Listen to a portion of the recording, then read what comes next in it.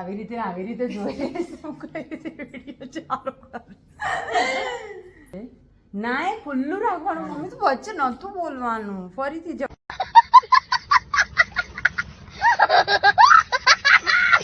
આજના વ્લોગમાં આપણે જોઈશું કે આપણા હેરની વેલ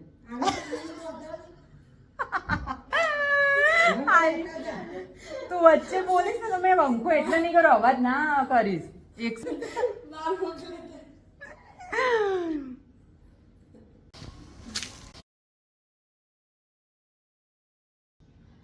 હે મિત્રો ગુડ મોર્નિંગ જય શ્રી કૃષ્ણ આજના વ્લોગમાં આપણે જોઈશું કે હેરનો ટાઈપ શું છે એટલે કે હેરની પોરોસિટી શું છે હું એક ગ્લાસમાં મમ્મીનો એકમાં મારો એકમાં આસ્થાનો એમ 3 અલગ અલગ હેર સ્ટ્રેન્ડ લઈને તમને લોકોને રૂબરૂમાં બતાવીશ કે હેરની પોરોસિટી શું છે ચલો તો આપણે સ્ટાર્ટ કરીએ છીએ આસ્થા મને તારો એક અંદર આવી જા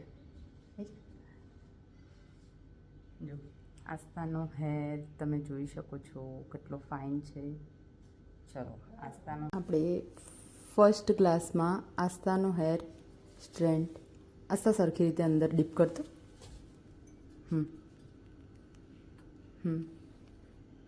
મૂકી દે અંદર વ્યવસ્થિત રીતે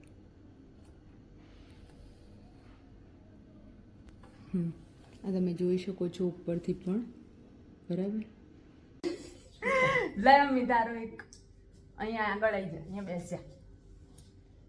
બેસ્યા બાપરે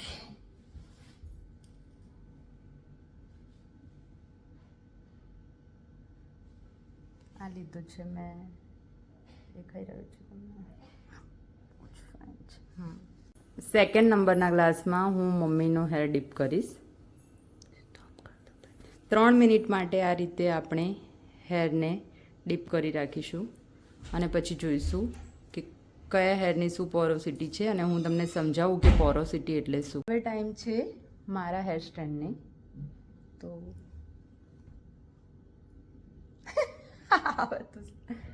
એ કયું છે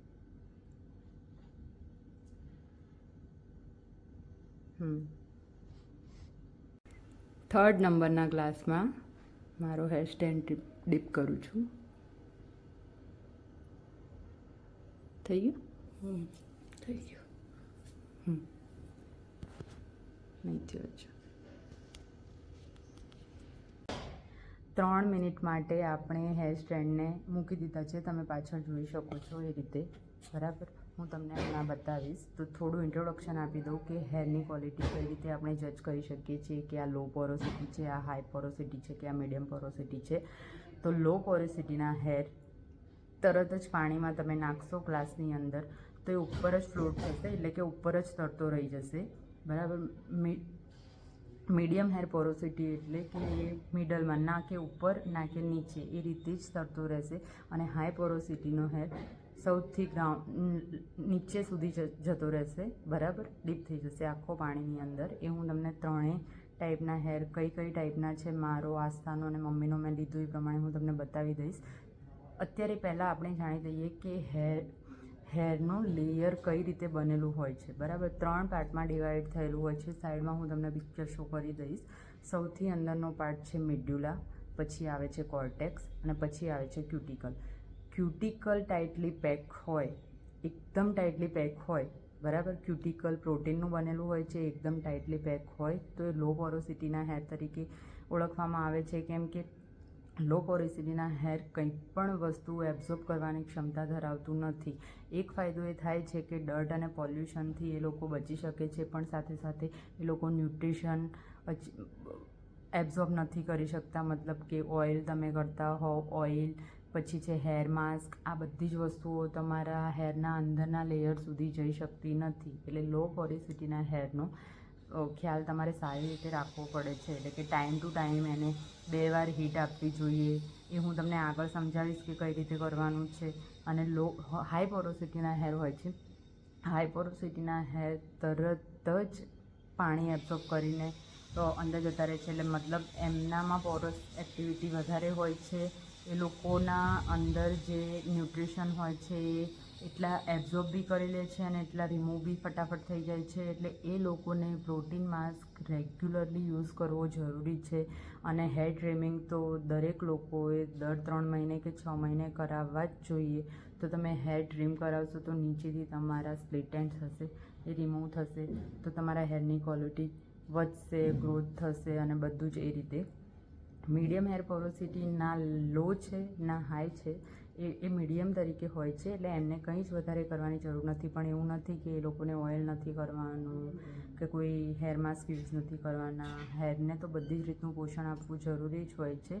એટલે ચલો આપણે જોઈએ હવે. ખાસો એવો ટાઈમ થઈ ગયો છે કે 3 મિનિટ પછી કયા હેરનો શું ટાઈપ છે આપણે એકવાર ચેક કરી લઈએ.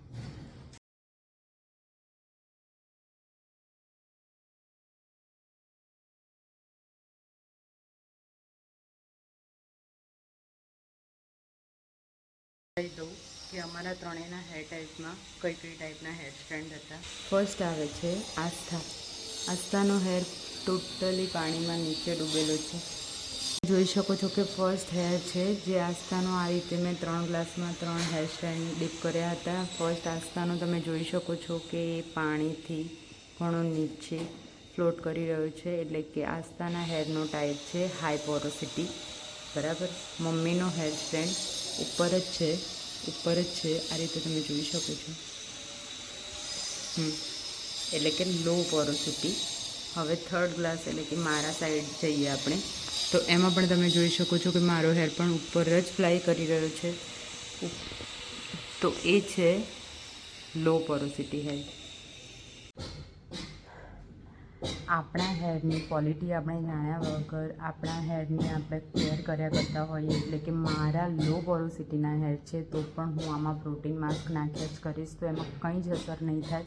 લો પોરોસિટીના હેરમાં તમે કઈ રીતે એની કેર કરી શકો છો એ હું નેક્સ્ટ વિડીયોમાં કહીશ. બસ આજના બ્લોગમાં આટલું જ. જય શ્રી કૃષ્ણ મિત્રો. Good bye.